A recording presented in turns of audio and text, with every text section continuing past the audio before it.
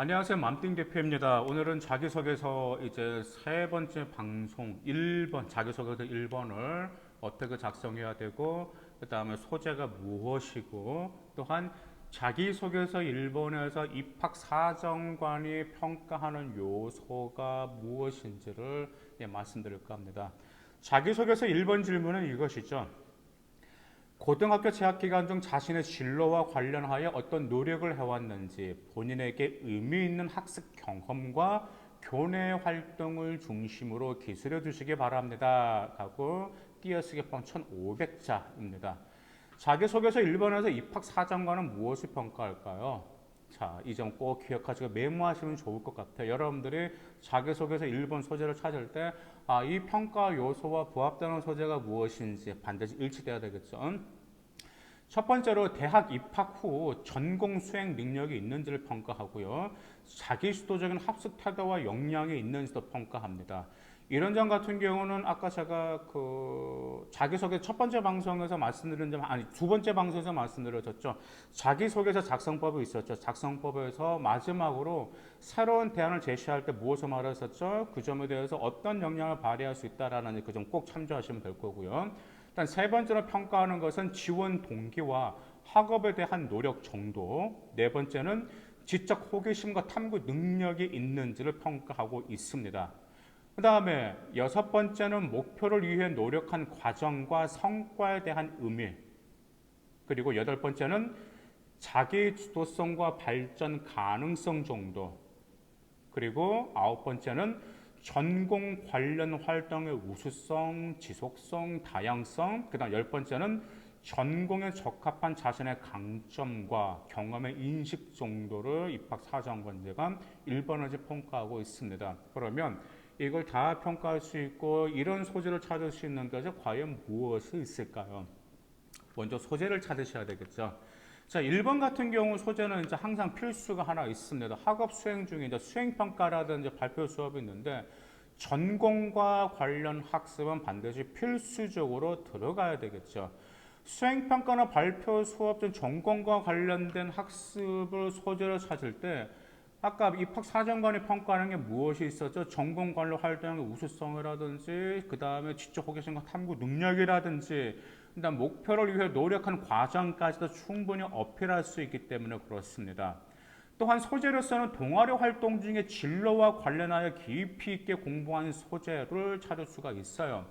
작년 같은 경우는 2번이 이제 보통 동아리 활동을 썼잖아요. 총 500자로서. 그런데 이제 1번과 2번은 지금 통합이 됐잖아요. 그래서 대체로 동아리 활동 진로와 관련 깊이 있게 공부한 소재를 쓸 수가 있는데 저는 개인적으로 물론 정규 동아리도 쓸 수도 있고 이제 자율 동아리를 정말 고1, 고2, 고3 때부터 정말 체계적으로 계획해서 했다라면은 정말 자율 동아리에 관한 진로 정말 땡큐인 소재입니다. 왜냐하면 자율 동아리 같은 경우는 진로와 관련했잖아요. 그래서 고1 근데 더구나 자율 동아리는 빈칸 포함해서 30자밖에 쓸 수밖에 없기 때문에 결과물밖에 쓸 수가 없어요.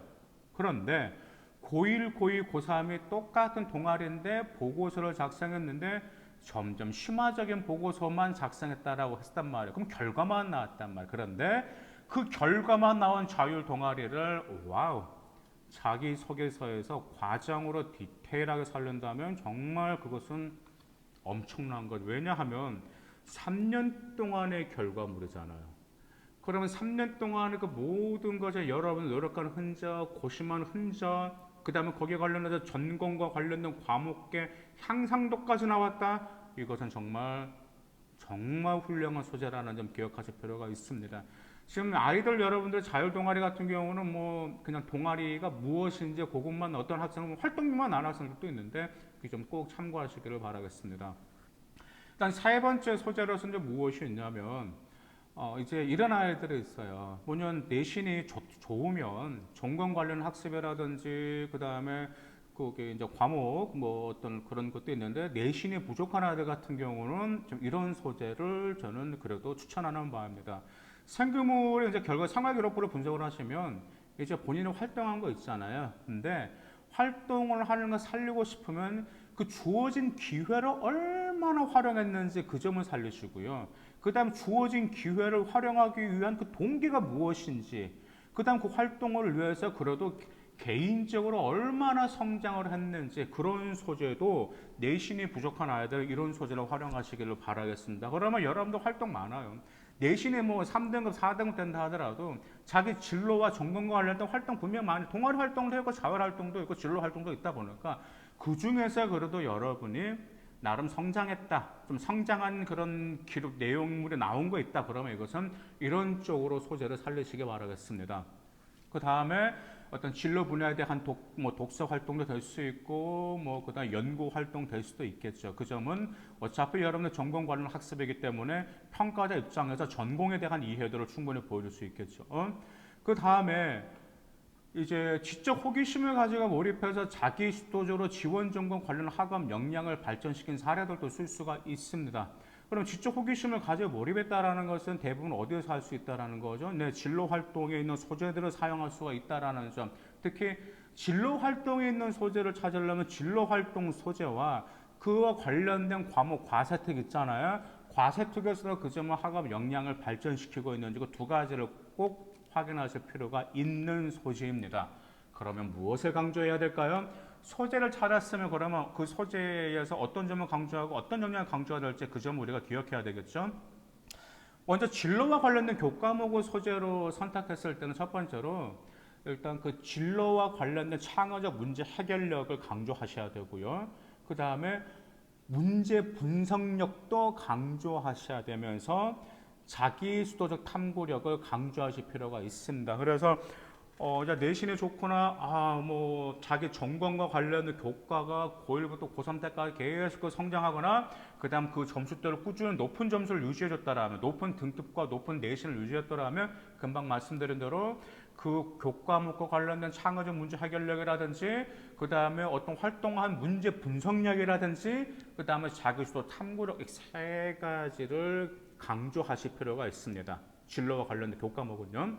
그 다음에 이제 학업 성취도를 강조하려고 합니다. 그러니까 학업 성취도라고 하면 성적 추이도를 강조하고 싶은 거. 아이가 고1 때 내신은 부족했어요. 전 그런데 고2 때 올라가고 고3 때 정점을 찍어버렸단 말이에요.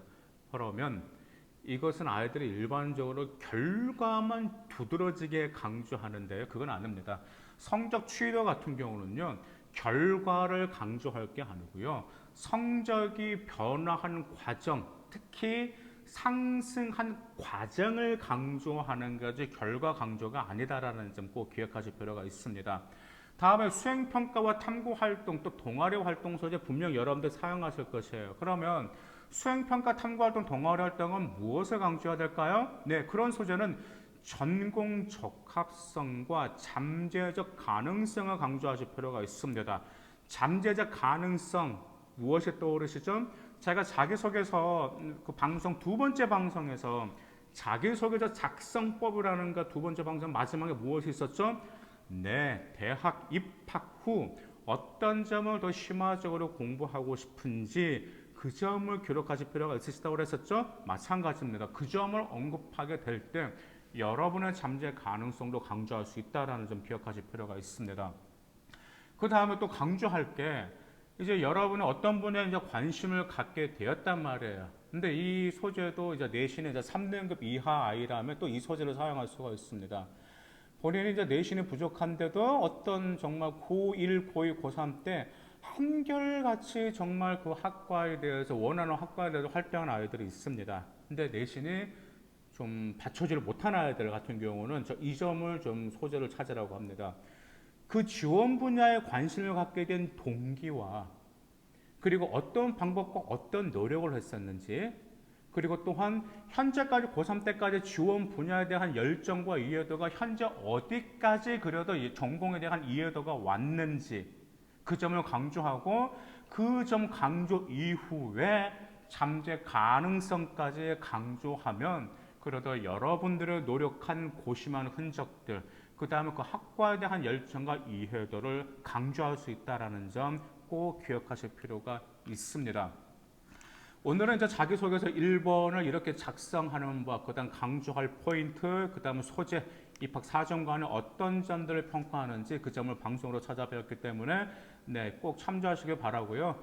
지금 자기소개서를 뭐 지금 들어간 3학년도 있을 거고 아직 작업이 안 들어간 아이들도 있을 건데 자기소개서 1번이 가장 어렵습니다. 자기소개서 2번은 그다지 좀 1번보다 어렵지가 않은데 1번이 어렵고 1번에서 여러분들의 학업 역량, 전공 적합성, 발전 가능성까지 모든 걸 보여줄 수 있기 때문에 정말 고심하면서 제가 말씀드린 대로 그 점 꼭 참고하시기를 바라겠습니다. 감사합니다.